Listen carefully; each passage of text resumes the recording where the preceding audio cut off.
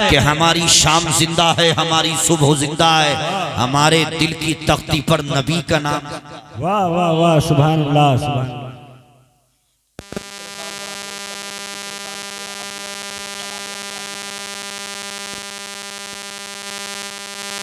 इतना बलबला अंगेज अंदाज में आपने सुना, अगर आप उसी अंदाज को रखेंगे तो उसी अंदाज में तकरीर करूंगा। साबिर पाक के दीवाने सुने शेर, आज भी तुरबत से मिलती है मरीजों को शिफा। वाह, का यकीन है साबिर पाक पर कि उनकी बारगाह से तुरबत से, उनकी बारगाह से फैज मिलता है, शिफा मिलती है। और जो साबिर पाक से सच्ची मोहब्बत करते हैं वो सुभान अल्लाह कहेंगे, बाकी खामोश रहें। आज भी तुरबत से मिलती है मरीजों को शिफा, दर्दमंदों की जरूरत शाहे कलियर आप हैं। और खुद पढ़ाई आपने अपनी जनाजे की। वाह सुभान अल्लाह। आपने अपनी जनाजे की नमाज, बादे मुर्दन बकराम शाहे करियर आप हैं। और जल उठी निगाहे पुरजलाल, जल उठी बीबी उठी जिस दम निगाहे पुरजलाल, बरक़े खातिब की हरारत शाहे करियर आप हैं। और कौम को बतला दिया दरसे फना राज़े बका, कौम को बतला दिया दरसे फना राज़े बका, नाज़िशे इल्मे तरीक़ा शाहे करियर। सुभान अल्लाह।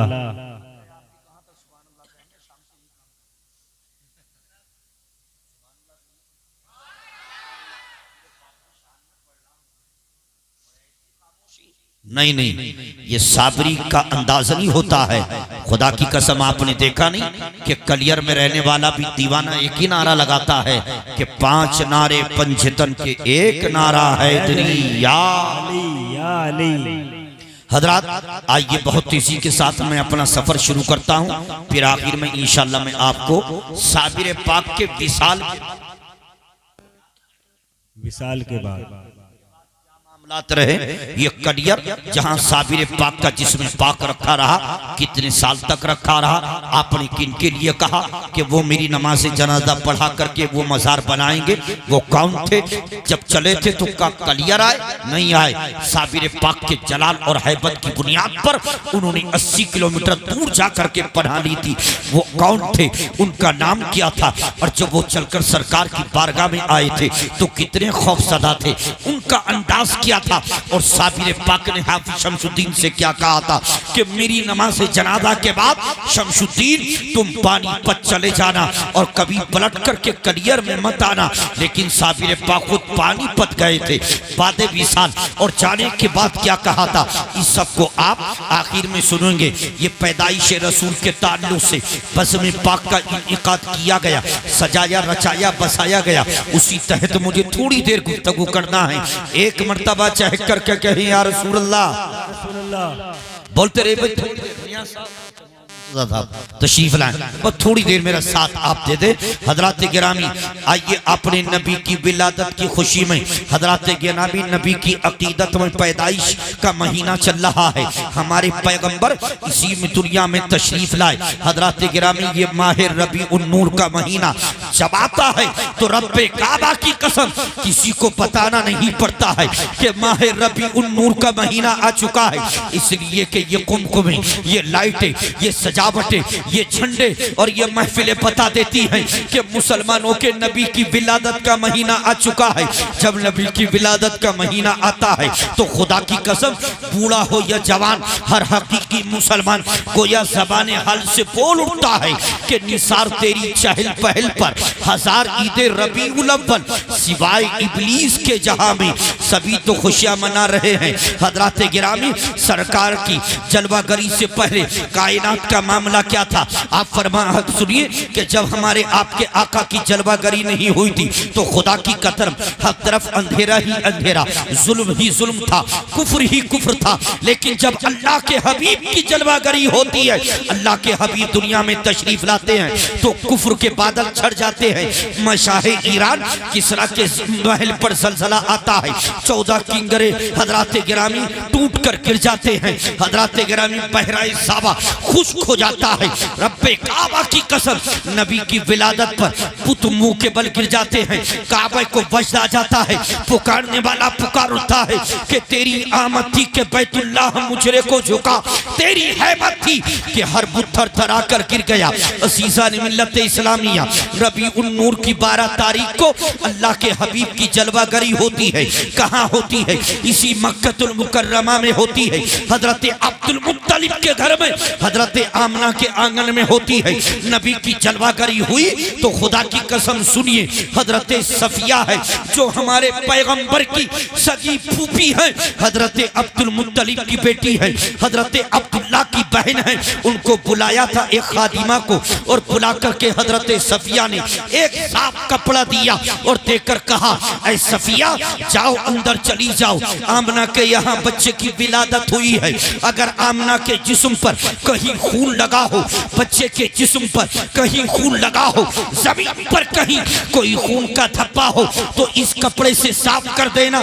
दाया खादिमा ने कपड़े को लिया था और अंदर दाखिल होती है। जैसे ही अंदर पहुंची तो क्या देखती है, हजरात गिरामी साफ करने के लिए जैसे ही बैठती है तो क्या देखती है, न हजरत आमना पर खून है, न बच्चे पर खून है, न जमीन पर खून है। हाथ जोड़ करके अर्ज करती है, ऐ आमना, मक्के में बहुत से घरों में बच्चों की विलादत हुई है, बहुत सी औरतों को यहाँ बच्चे का तबल्लुद हुआ है, लेकिन मैं मक्के में जिस औरत के मकान में गई हूँ, जिसके घर पर गई हूँ, मैंने देखा है कि औरत पर खून, बच्चे पर खून, जमीन पर खून, लेकिन आमना में क्या देख रही हूँ कि ना तुम पर खून है, ना बच्चे पर खून है, ना जमीन पर खून है। हजरत आमना मुस्कुराती है और मुस्कुरा कर फरमाती है, दाया तुम सच कहती हो, तुम जहाँ मक्के में गई हो यकीनन बच्चों की विलादत पर तो माँ पर खून, बच्चे पर खून, जमीन पर खून, लेकिन यहाँ कहती हो कि खून नहीं है। तो सुनो, ऐ दाया, आमना ने सिर्फ बच्चे ही को जन्म नहीं दिया है, बल्कि आमना के बदन से एक नूर निकला है। नारे तकबीर, नारे रिसालत, सरकार की आमद, सरकार की आमद, मौलाना दिलशाद नूरी साहब निबला, नारे तकबीर, सुभान अल्लाह। तक नहीं है, क्या कहा? मेरे बतन से सिर्फ बच्चे ही को पैदा नहीं किया है मैंने, लड़का ही तबल्लुद नहीं हुआ है, मेरे बतन से नूर निकला है, नूर। और यही तक नहीं, इसीलिए तो आला हजरत ने कहा था, या रसूल अल्लाह, तेरी नस्ल पाक में है बच्चा बच्चा नूर का। आइए और आगे चलिए कि खुदा की कसम, जब हमारे पैगंबर की शहजादी हजरत आमन, हजरत फातिमा के यहाँ बच्चे की का तबल्लुद होने वाला था, थोड़ी देर जहन को इधर करीब रखे। हजरत गिरामी, दुनिया में बच्चा पैदा होता है,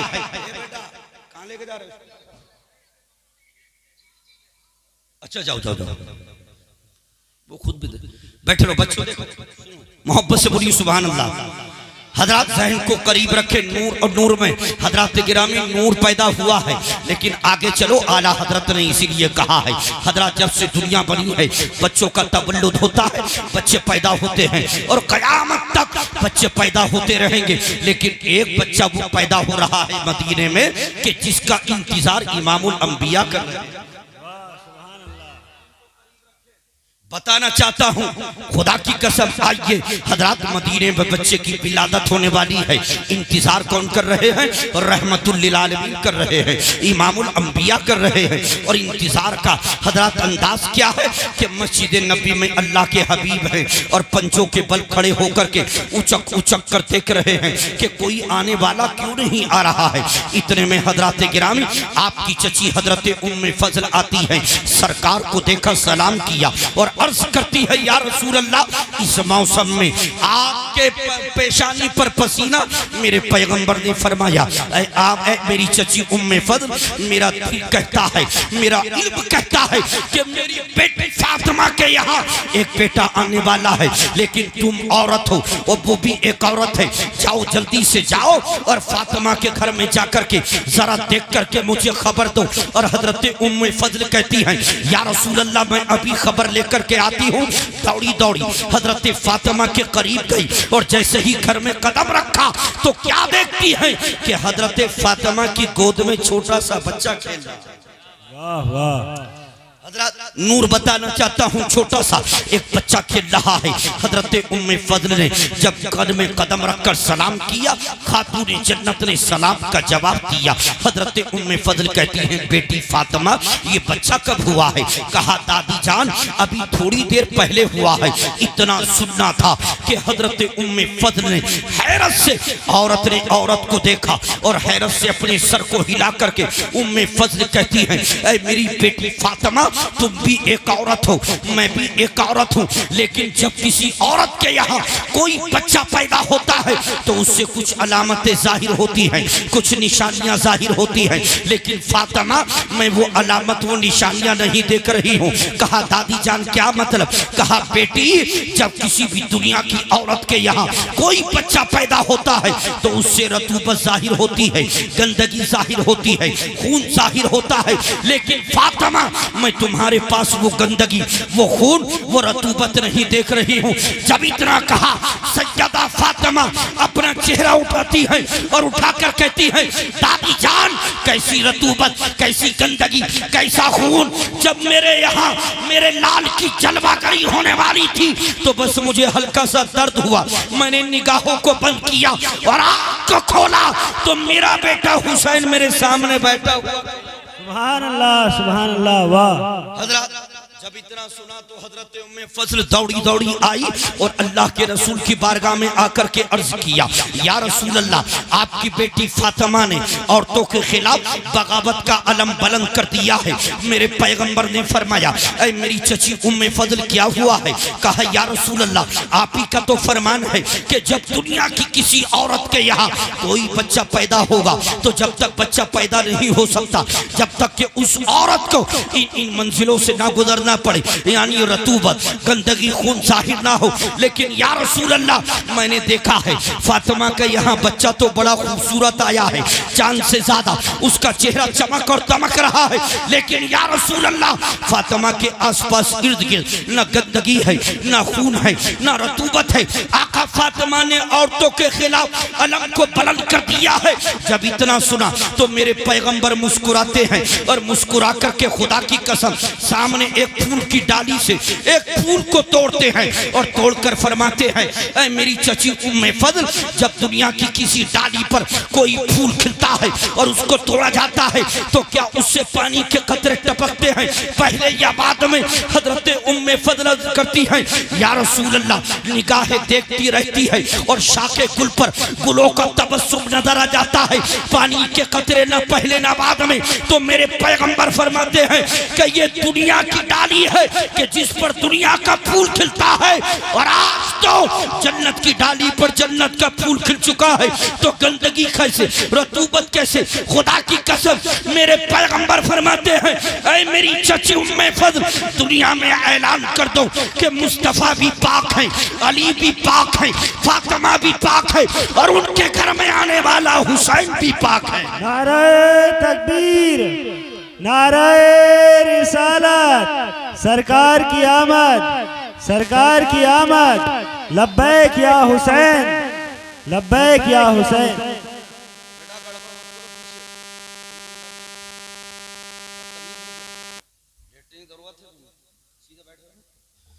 हजरत इधर देखो तो क्या कहा था हजरत आमना ने, मेरे बतन से एक नूर निकला जी। बरकत क्या कि हजरत आमना कहती हैं कि जब मेरे यहाँ मेरे लाल की जलवागरी हुई अल्लाह ने मेरी निगाहों से हिजाबात को हटा दिया तो मैंने मक्के में लेटे लेटे मुल्क शाम के महल्लात को देख लिया। हजरात गिरामी, आज अगर गुमसानी का रहने वाला मस्जिद में चरागा करे, अपने घर पर चरागा करे, गली में चरागा करे, चौराहे पर चरागा करे, तो कुछ लोग कहते हैं ये फजूल खर्ची है। क्या जरूरत है कि इस महीने में सड़कों पर चरागा किया जाए, गली में चरागा किया जाए, घरों में चरागा किया जाए। लेकिन खुदा की कसम, जब नबी की विलादत होती है तो अल्लाह को प्यार देखो अपने महबूब से कितना है। मुल्क शाम से लेकर मक्के तक रोशनी ही रोशनी, मक्के से लेकर मुल्क शाम तक उजाला ही उजाला। खुदा की कसम हजरात गिरामी, पता चला कि नबी की विलादत की खुशी में चरागा करना ये खुदा की सुन्नत है। बेशक, सुभान अल्लाह।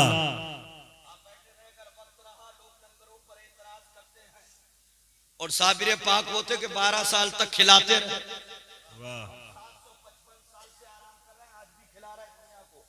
लेकिन कुछ लोग एतराज करते हैं ये लंगर चला कहां से है। मैं आपको बताऊंगा, नबी की आमद से 1000 साल पहले। कितने साल पहले? अगर आप सुनेंगे बाद में सुनाऊंगा। 1000 साल पहले, जिसको हम मदीना कहते हैं, ये मदीने से पहले यसरफ था। बलाओं की जगह, बीमारियों की जगह, मुसीबतों की जगह इसी यसरफ के रहने वालों ने नबी की आमद की खुशी में 1000 साल पहले लंगर किया था।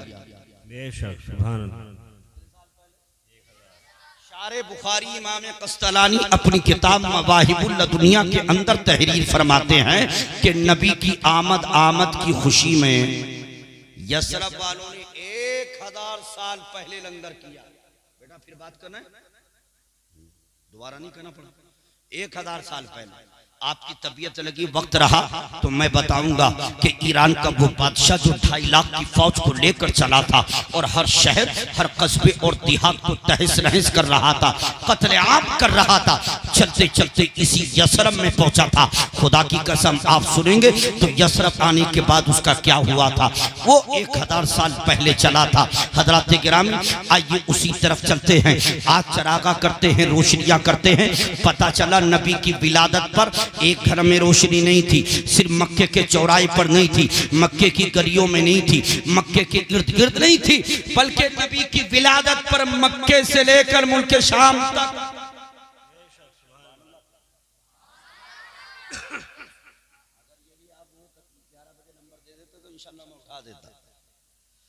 कहा मुल्क शाम तक उजाला ही उजाला, रोशनी ही रोशनी, चरागा ही चरागा।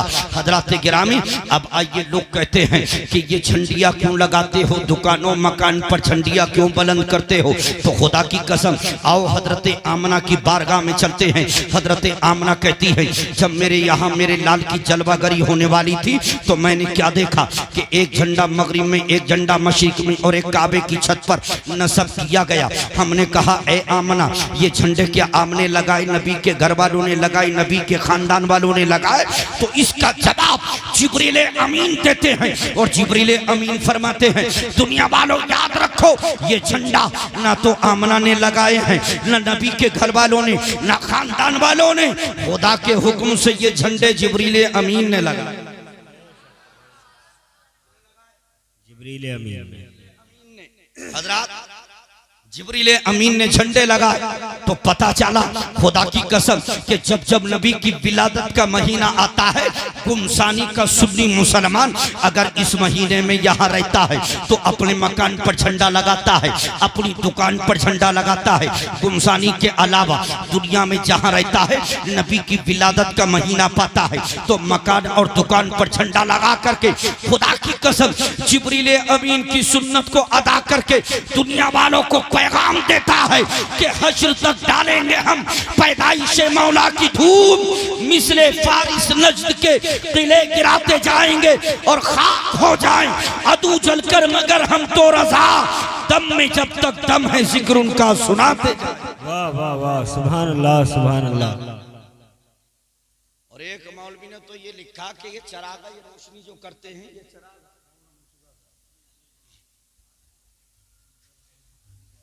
ये चरागा, ये रोशनी इन बरेलवियों को जहन्नम की रोशनी में ले जाएगी माशाअल्लाह। ये बात चलते चलते जब आला हजरत इमाम इश्क व मोहब्बत मुजद्दिद दीन व मिल्लत इमाम अहमद रिजा खान अलैहि रहमत व रिजवान की बारगाह में पहुंची तो आला हजरत ने फरमाया कि इतना बड़ा मौलवी कहलाता है, इतना बड़ा मुहद्दिस कहलाता है और उसको इतना पता नहीं है कि जहन्नम में रोशनी नहीं होगी, इसलिए कि जहन्नम की आग को 1000 साल तक दहकाया गया तो सफेद हो गई, फिर 1000 साल दहकाया गया तो सुर्ख हो गई, फिर 1000 साल दहकाया गया तो अब काली सियाह हो चुकी है। अब उसके हजरत गिरामी शोलों में भी रोशनी नहीं है बल्कि काली सियाह है। हजरत गिरामी आला हजरत फरमाते हैं, ऐ नबी के दीवानों मस्तानों, नबी की विलादत का महीना पाओ तो नबी की याद में चरागा करो, रोशनियां करो, मोहब्बत का सबूत दो। इंशाअल्लाह ये मोहब्बत है तुम्हें जहन्नम की तरफ नहीं बल्कि यही मोहब्बत है तुम्हें जन्नत की तरफ ले जाए। सुभान अल्लाह। कहाँ ले जाए? जन्नत की तरफ। हजरात तो सुन्नी से अकीदा चरागा करता है, रोशनियां करता है। अजीजा ने मिल्लत इस्लामिया, आइए और आगे बढ़ते हैं। हजरात गिरामी आइए चलते हैं। हजरात गिरामी हम और आप नबी की याद में, नबी की मोहब्बत में बैठे हैं। हजरात वक्त बहुत ज्यादा हो चुका है और मुझे 1 घंटे में सब कुछ समेटना है और आपका भी ख्याल रखना है। बस आधा घंटा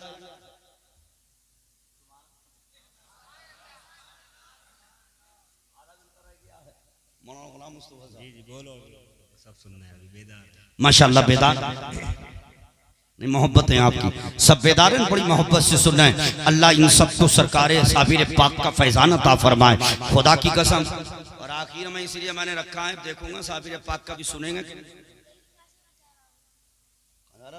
इसे जाने दो भैया, तुम जाओ, तुम जा रहे हो चले जाओ, कोई इसके अलावा किसी को नहीं जाने दूंगा। लेकिन ये बच्चा भी बहुत अच्छा है, बैठ गया है बहुत अच्छे से। हाँ ऐसा नहीं है, बहुत शांति, बहुत अच्छे से बैठे। वक्त नहीं है वरना बच्चों में तुमसे ही तकलीफ शुरू करता। तुम्हें बताता कि एक इंसानी का बच्चा है और एक मदीने का बच्चा था। इंसानी का बच्चा किसकी मोहब्बत में, पतन की मोहब्बत में निकलता है घर से, और मदीने का वो 7 साल का बच्चा जब निकलता था तो नमाज की मोहब्बत। वक्त नहीं है, फिर आया तो मैं बताऊंगा पूरा मामला क्या था, बाकी हदीस पाक है हजरत गिरामी। लेकिन ये बच्चे माशाल्लाह सुन रहे बड़ी मोहब्बत के साथ। आइए उसी तरफ चलते हैं। हजरत गिरामी बड़ी तेजी के साथ मैं आगे बढ़ना चाहता हूँ। सरकार की विलादत देखिए मक्कतुल मुकर्रमा में हुई हजरत गिरामी। लेकिन जब सरकार का नूर कहिए हजरत आमना के बतन में पहुंचा, अभी 2 महीने हुए थे, एक रिवायत में 3, और हजरत अब्दुल्ला तिजारत के लिए गए थे। जब किसी असरम में पहुंचे तबीयत खराब हो गई और आपका विसाले जाहिरी हो गया। हजरत अब्दुल्ला का उनकी पुष्ट से ये नूर हजरत आमना के बतन में अभी पहुंचे हुए 2 महीने हुए थे कि हजरत अब्दुल्ला का विसाल हो गया। लेकिन जो साथ में गए थे तिजारत के लिए वो वापस पलटे थे। हजरत आमना के बतन में सरकार हैं हजरत गिरामी। अब हजरत आमना को भी खबर मिलती है कि जो काफिला तिजारत के लिए गया था वो वापस आ रहा है। हजरत आमना भी अपने शौहर के लिए नहा धोकर के पोशाक पहनती है, अपनी इस्तिताअत और उस वक्त के लिहाज के एतबार से अपने आप को अपने शौहर के लिए तैयार करती है कि मेरे शौहर अब्दुल्ला आ रहे हैं, कई महीने के बाद मुलाकात करेंगे। अब्दुल्ला से मैं कहूंगी मेरे शिकम में आपकी अमानत परवान चल रही है। खुदा की कसम हजरत अब्दुल मुत्तलिब है वो अलग इंतजार कर रहे हैं।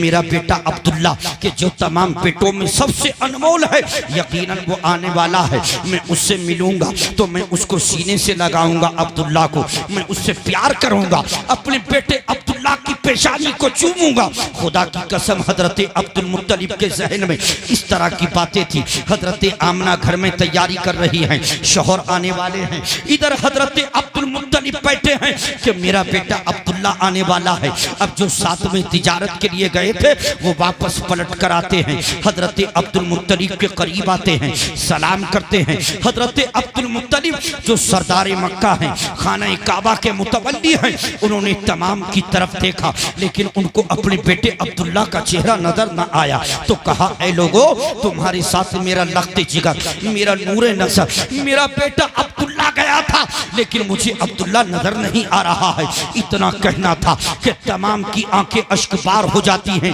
दिल भर आता है, तमाम तड़प कर रोने लगते हैं। हजरत अब्दुल मुत्तलिब कहते हैं, ऐ लोगों बताओ तो सही मेरे अब्दुल्ला को क्या हुआ है, मेरा अब्दुल्ला कहाँ पर है। लोगों ने रोकर कहा कि ऐ सरदार मक्का खाना काबा के मुतवल्ली। अचानक अब्दुल्ला की तबीयत बिगड़ी और बिगड़ते बिगड़ते इतनी बिगड़ गई कि जाहिरी तौर पर उनका विसाल हो गया है, यसरम में उनको दफन कर दिया गया है। इतना सुनना था कि हजरत अब्दुल मुत्तलिब की चीख बुलंद हो जाती है, हजरत अब्दुल मुत्तलिब की आंखें अश्कबार हो जाती हैं। हजरत अब्दुल मुत्तलिब अपने सीने पर पत्थर रख करके, हजरत गिरामी अपनी सीने पर हजरत गिरामी सब्र का पत्थर रख करके घर में दाखिल होते हैं। हजरत आमना अपने शौहर अब्दुल्ला के लिए बन सवर कर बैठी हुई है, इंतजार कर रही है। मेरे शौहर अब्दुल्ला आने वाले हैं, उनका कदम आने वाला है, उनका चेहरा निगाहों के सामने आएगा। मैं दौड़ करके अब्दुल्ला की हाथों को बोसा दूंगी और अब्दुल्ला से कहूंगी, अब्दुल्ला मेरे शौहर मेरे सरताज तुम्हारी अमानत मेरे शिकम के अंदर है। खुदा की कसम इसी आबो ख्याल में बैठी थी कि हजरत अब्दुल मुत्तलिब ने कदम रखा।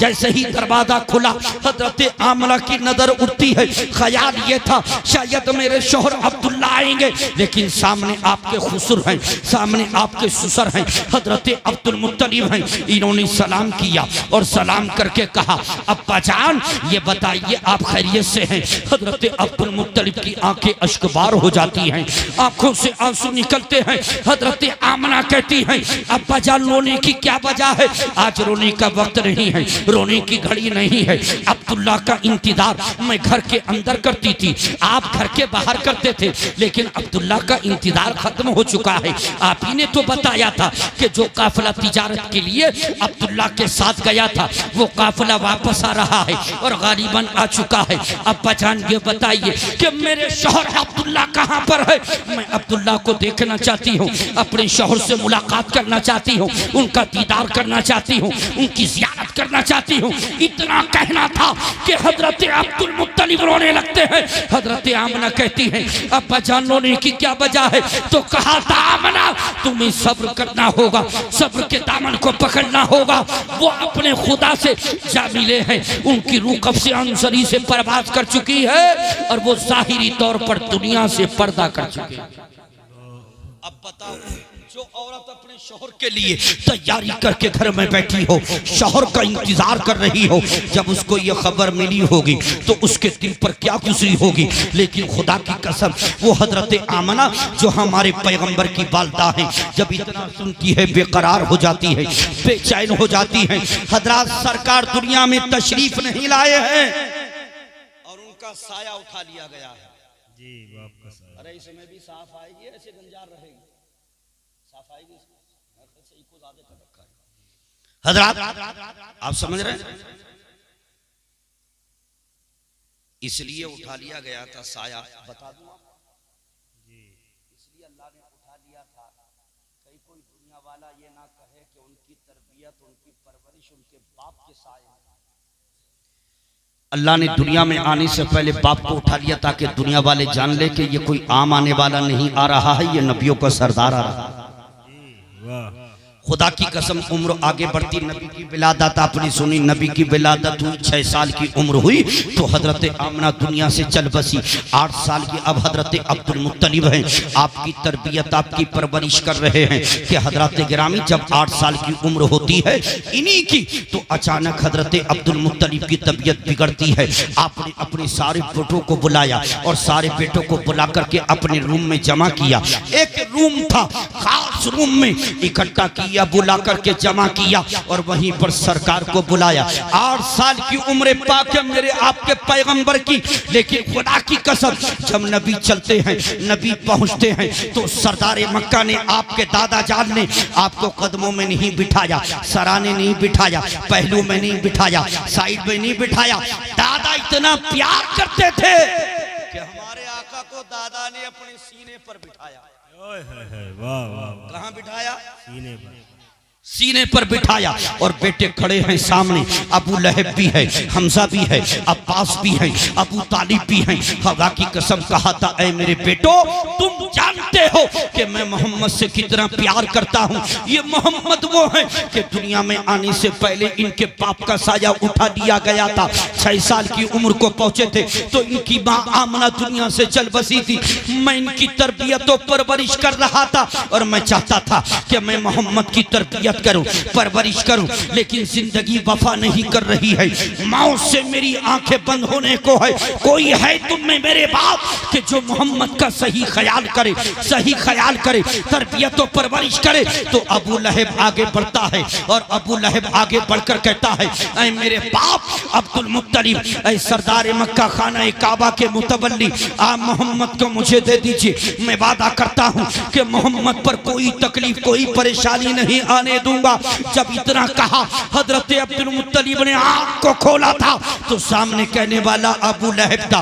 कहा नहीं, मैं मोहम्मद को तुम्हारे हवाले नहीं करूंगा, तुम्हें नहीं दूंगा, इसलिए कि तुम सख्त दिल हो और जो सख्त दिल होता है वो यतीम की मोहब्बत को नहीं जानता, यतीम पर मोहब्बत नहीं करता, शफकत नहीं करता। ये कह करके हजरत अब्दुल मुत्तलिब निगाहों को बंद करते हैं। हजरत गिरामी आगे बढ़ते हैं अमीर हमजा, और हमजा ने बढ़कर कहा था, ऐ सरदार मक्का, ऐ खाना काबा के मुतवल्ली, ऐ मेरे बाप अब्दुल मुत्तलिब, आप मोहम्मद को मुझे दे दीजिए। मैं वादा करता हूँ कि मोहम्मद पर कोई तकलीफ, कोई परेशानी नहीं आने दूंगा।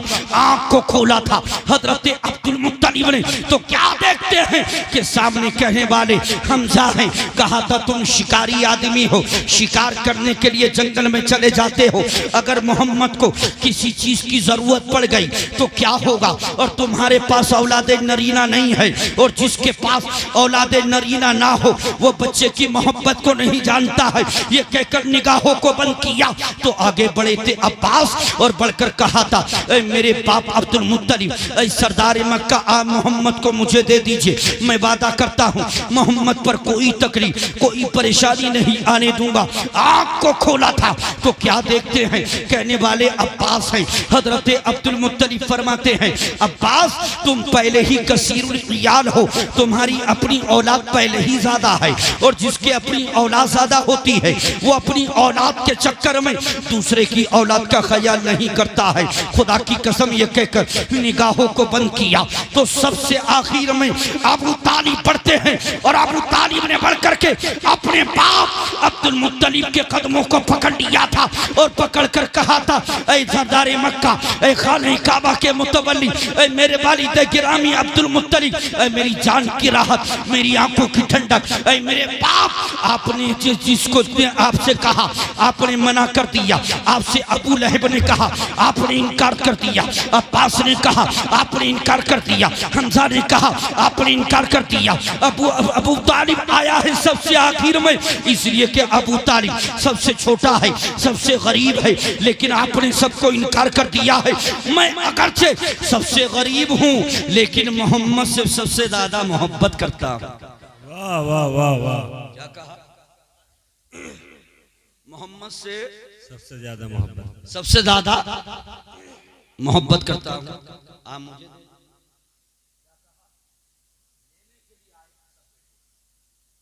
हवाले कर दीजिए। सरकार की उम्र पाक जाहिर कितनी है? 8 साल। हजरत गिरामी ये कह रहे थे, अबू तालिब अब्बा जान आप मुझे दे दीजिए, मैं भाइयों में छोटा हूँ, गरीब हूँ, लेकिन मैं मोहम्मद से प्यार करता हूँ, मोहब्बत करता हूँ। मैं मोहम्मद पर कोई तकलीफ, कोई परेशानी नहीं आने दूंगा। ऐ मेरे बाप अब्दुल मुत्तलिब, मैं वादा करता हूँ कि जब तक नहीं खाऊंगा, जब तक के पहले मोहम्मद को ना खिला दूंगा, तब तक नहीं पीऊंगा, तब तक के पहले मोहम्मद को नहीं पिला दूंगा।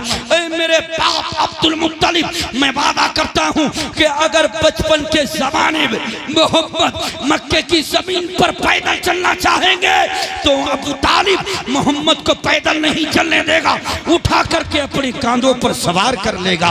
मैं आपसे वादा करता हूँ कोई तकलीफ, कोई परेशानी नहीं आने दूंगा। अभी अबू तालिब कह ही रहे थे कि खुदा की कसम, इससे पहले कि हजरत अब्दुल मुत्तलिब हुक्म जारी करते, अभी आंख को खोल ही रहे थे कि सरकार दादा के सीने से उतरते हैं, अबू तालिब की गोद में जाकर बैठ जाते हैं।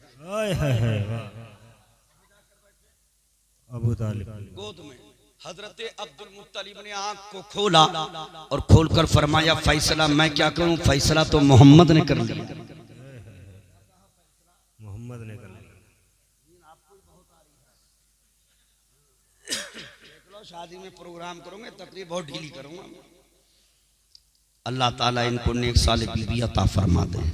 ये मियाँ साहब हैं, कोई मियाँ साहब नहीं मिला, सच्ची थी, बहुत सीधे आदमी हैं। मोहब्बत से कहिए सुभान अल्लाह। ये जाते नहीं हमारी तकरीर में, लेकिन आज गए हैं तो बहुत देर में आए हैं, लेकिन इंशाल्लाह थोड़ी देर। अतीक भाई आवाज को सुनना है, थोड़ा सा ई को कम कर दें इसका। मोहब्बत से बोलिए सुभान अल्लाह। देखो अगर थक गए हो तो सलाम पढ़ने। अभी ना थके। अरे माशाल्लाह माशाल्लाह माशाल्लाह। अभी 1:06 हुए हैं, अभी अभी वक्त है। मोहब्बत से बोलिए सुभान अल्लाह। सुभान अल्लाह। अच्छा पीछे वाले मिलकर के बोले सुभान अल्लाह। माशाल्लाह बेदार में सब। हजरत क्या कहा, फैसला मैं क्या करूं, समझ में? फैसला मैं क्या करूं, फैसला तो मोहम्मद ने कर दिया। आ जाओ आ जाओ आ जाओ आलिम भाई आ जाओ। फैसला मैं क्या करूं, फैसला तो मोहम्मद ने कर लिया है। हजरात गिरामी, इधर इनकी रूह कब से अंसरी से परवास करती है। अबू तालिब चल दे करके आते हैं और घर में ला करके अबू तालिब ने कहा था ए मेरी शरीक हयात, देखो मैं मोहम्मद को लेकर के आया हूँ, अपने घर में अपनी जिम्मेदारी पर लाया हूँ। मेरे बाप अब्दुल मुत्तलिब ने मोहम्मद को मेरे हवाले किया है, खबरदार कोई तकलीफ ना होने पाए, कोई परेशानी ना होने पाए। भाई आराम हम नहीं करेंगे तो आपको भी नहीं करने देंगे, थोड़ा सा हल्का सा इको कम कर दे। भैया कहाँ जा रहे हो, जल्दी आ जाना। मोहब्बत से बोलिए सुभान अल्लाह। और चेक कर कहते हैं या रसूल अल्लाह। हजरत लेकर के आए, एक दिन देखा, 2 दिन देखा, 3 दिन देखा, और देखने के बाद फिर अबू तालिब ने एक कानून बना दिया अपने घर में, एक ज़ाब्ता के निसाब बनाया। वो कानून क्या था बच्चों, अब तुम भी सुनो, वो भी बच्चे थे अबू तालिब के। कानून क्या बनाया, कानून ये बनाया, उन्होंने लिखा और लिख करके उस पर्चे को आवेख्ता कर दिया, घर में चस्पा कर दिया, लगा दिया। मौलाना गुलाम मुस्तफा साहब तवज्जो चाहता हूँ, इतना इमाम कहीं कोई मेहनत नहीं करता जलसे में जितना ये करते हैं, खुद ही नारा लगाने।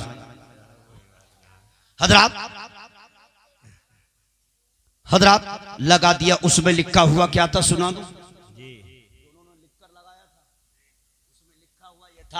ए मेरे बच्चों, जब अब तक जिसका जब जब दिल चाहता था, तबीयत चाहती थी, वो अपनी माँ से खाना मांग करके खा लेता था। 11 बजे हो के 12 बजे हो, 4 बजे हो के 3 बजे हो, जिसकी तबीयत जब चाहती थी वो अपनी माँ से खाना मांगता, खाने लगता। लेकिन अब अबू तालिब घर में एक निसाब बनाता है, एक निज़ाम बनाता है, एक ज़ाब्ता बनाता है। अब जब तक घर में कोई भी खाना नहीं पाएगा, छोटा हो या बड़ा हो, खाना किसी को नहीं दिया जाएगा जब तक के दस्तरखान पर अब्दुल्ला का दुर्रे यतीम और आमना का लख्त जिगर मोहम्मद नहीं होगा। वाह वाह वाह सुभान अल्लाह। खाना कोई नहीं पाएगा जब तक के आमना का लख्त जिगर दस्तरखान पर नहीं होगा, लिख करके लगा दिया था। हजरात गिरामी, अब बच्चों ने 1 दिन देखा, 2 दिन देखा, 3 दिन देखा, 4 दिन देखा, इसलिए कि सरकार जंगल में तशरीफ ले जाते थे तो आका जंगल से दोपहर के वक्त लेट ताखीर से तशरीफ लाते, इसलिए कि हमारे पैगंबर खाने के लिए नहीं आए थे, जमाने को खिलाने के लिए। वाह वाह वाह सुभान अल्लाह। उनको खाने की फिक्र नहीं थी, पीने की फिक्र नहीं, जंगल में तशरीफ ले जाते, ताखीर से आते थे। बच्चों ने 1 दिन 2 दिन 4 दिन देख करके अपनी माँ के करीब जाकर के कहा, अम्मी जान ये घर का कैसा कानून है, कैसा ज़ाब्ता, कैसा निसाब है कि जब तक मोहम्मद दस्तरखान पर नहीं होंगे खाना कोई नहीं पाएगा। अम्मी जान, मोहम्मद तो ना खाने की फिक्र करते हैं, ना पीने की फिक्र करते हैं, मोहम्मद ताखीर से आते हैं, मोहम्मद की बुनियाद पर हम बच्चों को भूखा रहना पड़ता है। अम्मी जान, हम ये नहीं कहते हैं कि पहले हमें खिला दिया जाए वक्त पर, जो बच जाए मोहम्मद को खिलाया जाए, नहीं नहीं, हम ये चाहते हैं कि जब वक्त पर खाना बन जाए तो मोहम्मद के हिस्से का पहले निकाल दिया जाए और जो बच जाए वो हम बच्चों को खिला दिया जाए। तो माँ ने कहा था, बेटो ये कानून मैंने नहीं बनाया है, ये कानून तुम्हारे बाप अबू तालिब ने बनाया। जी वाह। अपने बाप अबू तालिब से कहो।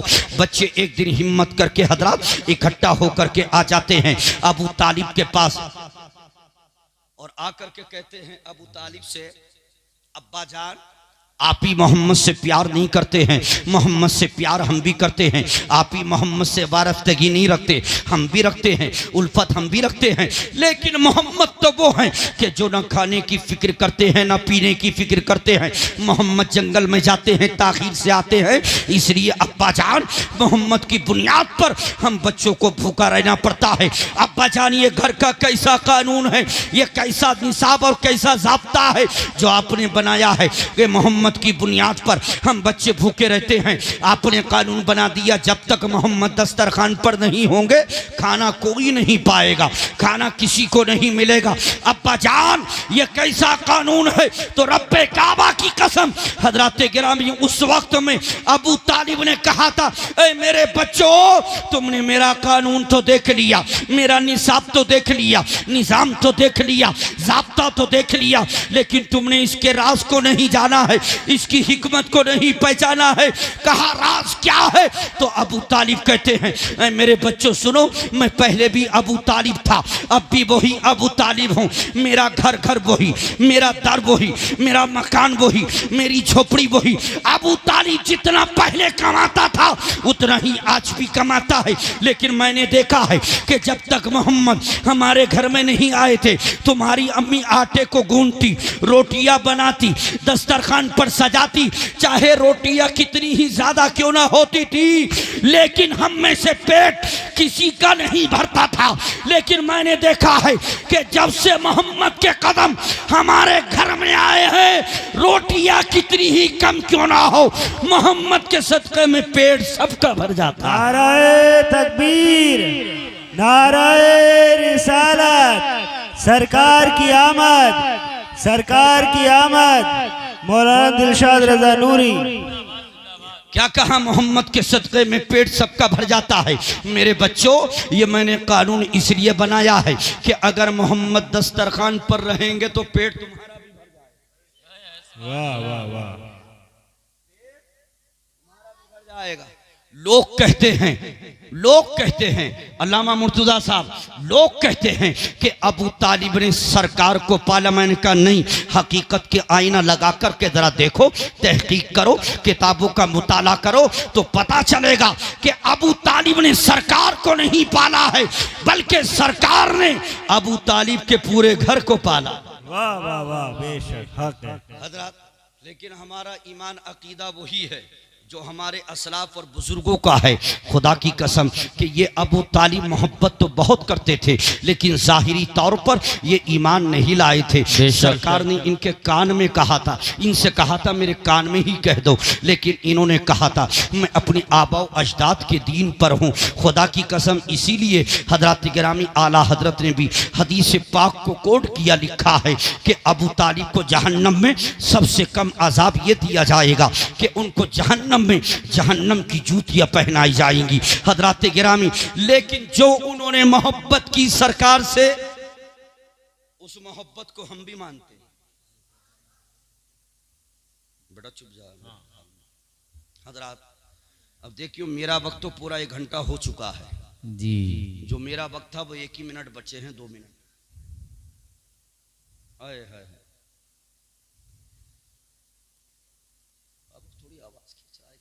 शुरू में तो बड़ा जबरदस्त था, कुछ कर दिया क्या? नहीं तो मैंने आपने ये काम कराया।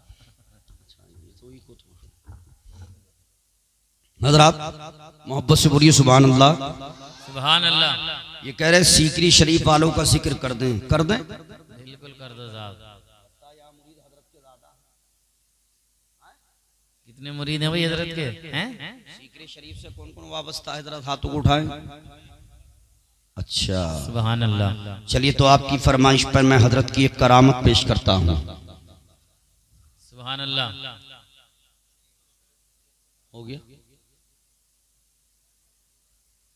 हजरत, सीकरी शरीफ में जो आराम करने वाली बाबरकत शख्सियत है, आरिफ बिल्ला वली कामिल, शेख कामिल, हुजूर सरकार बुलबुल साबरी कारी अब्दुल लतीफ साहब क़िबला अलैहि रहमत व रिज़वान, वो हैं कि जिनको साबिर पाक का फैज़ है।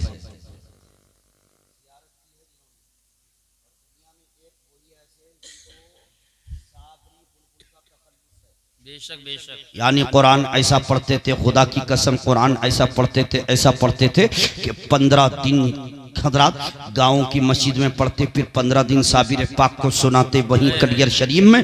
और शाह मंसूर साहब एजाज किबला की वालदा कहती थी आवाज़ कितनी बुलंद थी, इतनी आवाज़ से पढ़ते थे कि उनके घर तक आवाज़ आती। सुभान अल्लाह सुभान अल्लाह। हजरात और आज भी उनके मुरीद जिंदा है। वो कहते हैं सरकार 2 पारे रोज पढ़ते थे। अंदाज क्या था? 2 पारे पढ़ते थे और इधर साबिर पाक की मस्जिद में सहरी का ऐलान होता था। बेशक सहरी का ऐलान इस अंदाज में पढ़ते होंगे। कहा उनके पीछे वही खड़ा होता था जिसकी पिंडियों में ताकत होती थी, कुव्वत होती थी। हजरात गिरामी उनका एक मुरीद था जो मेरठ का रहने वाला था। हजरात गिरामी ट्रैक्टर आप जानते हैं? ट्रैक्टर नहीं जानते हैं?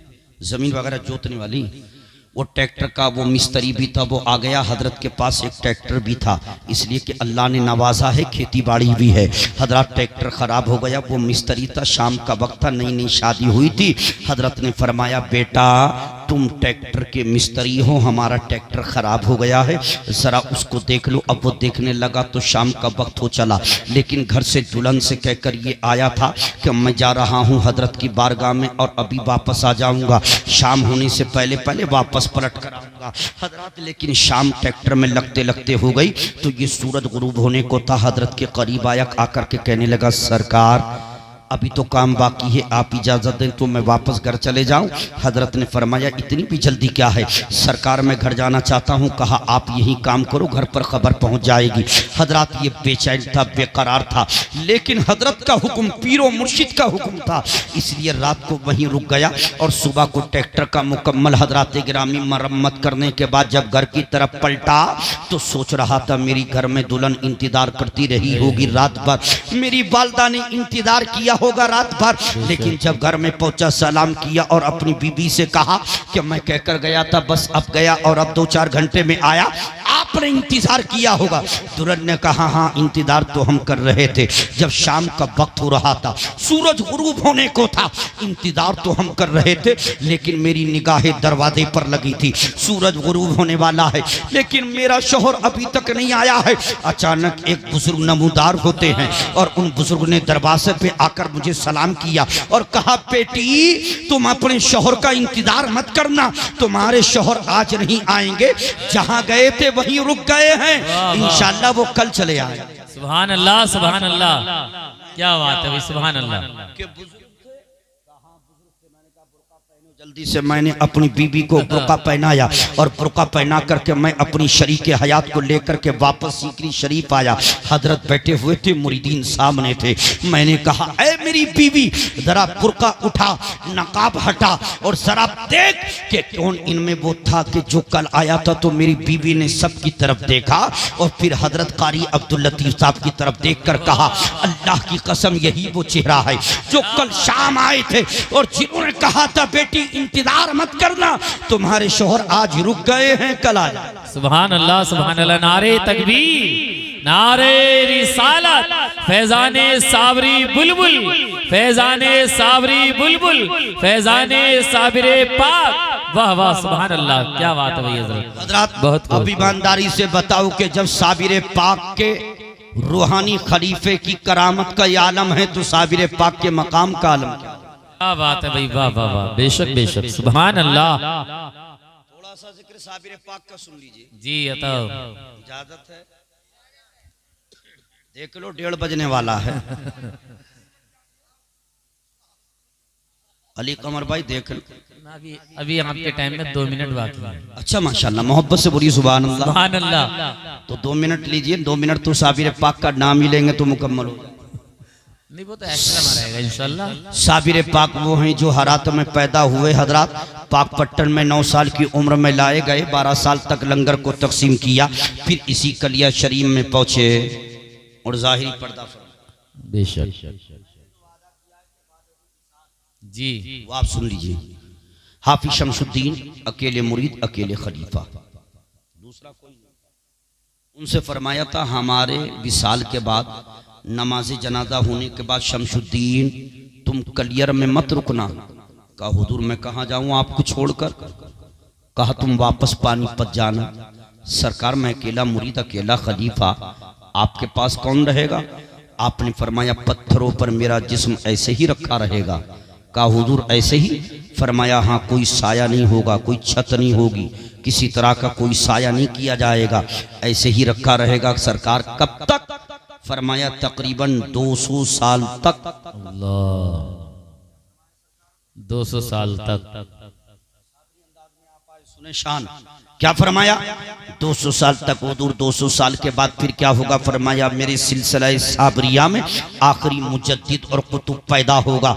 रदौली शरीफ में हक रदौलवी की नस्ल में वही चल करके आएगा, उसी को बशारत दूंगा, वही आएगा नमाज जनाजा पढ़कर मजार बना। सुभान अल्लाह।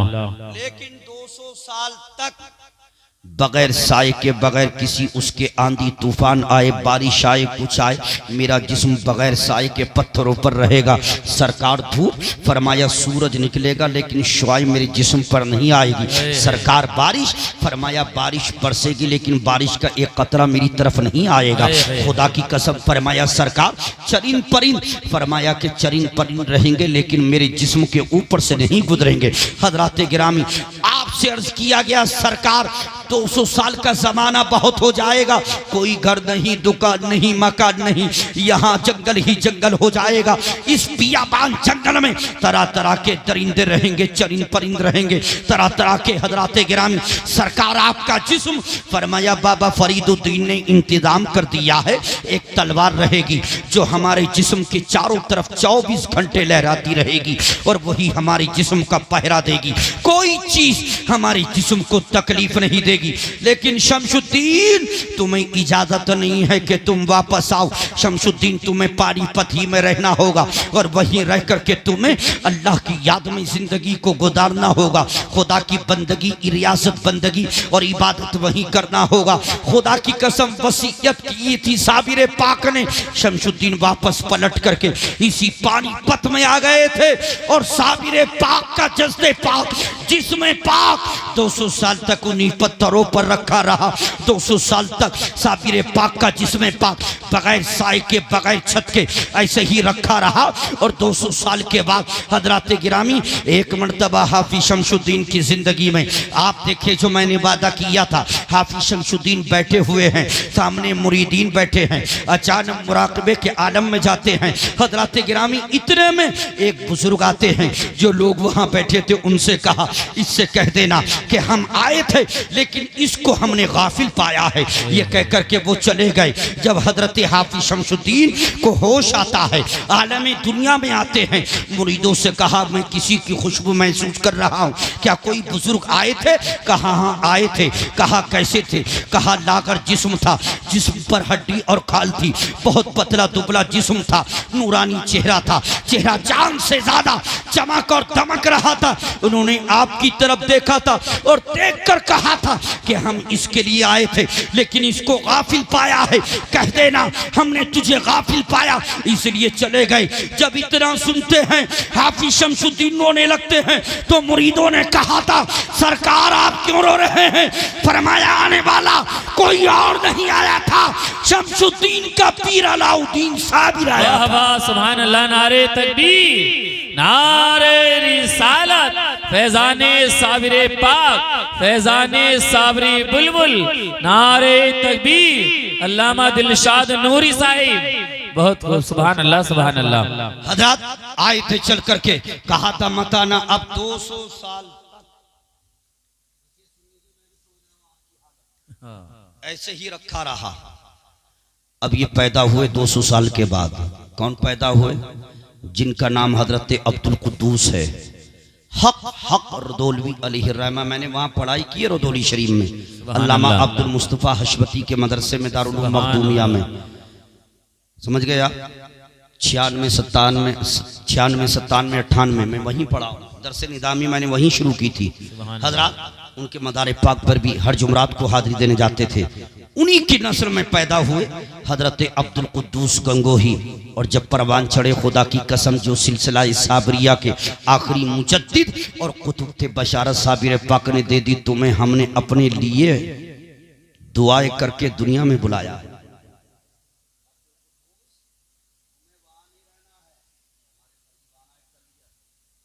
बशारत मिली तो चल दिए। कहां से चले? रुदौली शरीफ से चले। आपने मुरीदों को साथ में लिया, लेकिन आना कलियर था। लेकिन कलियर नहीं रुके, 80 किलोमीटर दूर जाकर के गंगोह में पनाह ली। सुभान अल्लाह। गंगोह में 80 किलोमीटर कलियर शरीफ से गंगोह में जाकर पनाह ली। किसी ने कहा था हुजूर आप तो कलियर शरीफ के लिए आए थे, गंगोह इतनी दूर 80 किलोमीटर। तो फरमाया था अब्दुल कुद्दूस ने, लोगों मैं आज भी साबिर पाक के जलाल और हैबत से कांपता हूँ, डरता हूँ। मेरी हिम्मत नहीं हो रही है कि मैं डायरेक्ट साबिर पाक के करीब जा सकूं। इसलिए उनके हैबत और जलाल और खौफ की बुनियाद पर मैंने 80 किलोमीटर दूर आकर के पनाह ली है। अब यहीं 40 दिन का चिल्ला करूंगा, उसके बाद बशारत मिलेगी तब जाऊंगा। 40 दिन तक इसी गंगों में रह करके चिल्ला किया। साबिर पाक ने फरमाया अब्दुल कुद्दूस तुम्हें हमने अपने लिए बुलाया है, मेरे करीब आ जाओ। अर्ज किया सरकार मैं आपके जलाल से डरता हूँ, आपकी हैबत से डरता हूँ। और फरमाया तुम्हें कोई डर ना होगा। सरकार मैं आऊँगा कैसे? मैंने सुना है वहाँ कोई घर नहीं, कोई मकान नहीं, कोई दुकान नहीं, कोई बस्ती नहीं, वहाँ तो हर तरफ जंगल ही जंगल है, दरख्त ही दरख्त है। मैं आपके जिस्म पाक को उस घने जंगल के अंदर कैसे तलाश करूंगा, कैसे जानूंगा कि मेरे साबिर पाक का जिस्म पाक इस घने जंगल में कहाँ रखा हुआ है? तो फरमाया था अब्दुल कुद्दूस मगरिब की नमाज उसी जंगल के करीब पढ़ना, और मगरिब की नमाज के बाद उसी जंगल की तरफ निगाह करना। उस जंगल से जो रोशनी आसमान की तरफ जा रही होगी तो वो रोशनी हमारे जिस्म से होगी।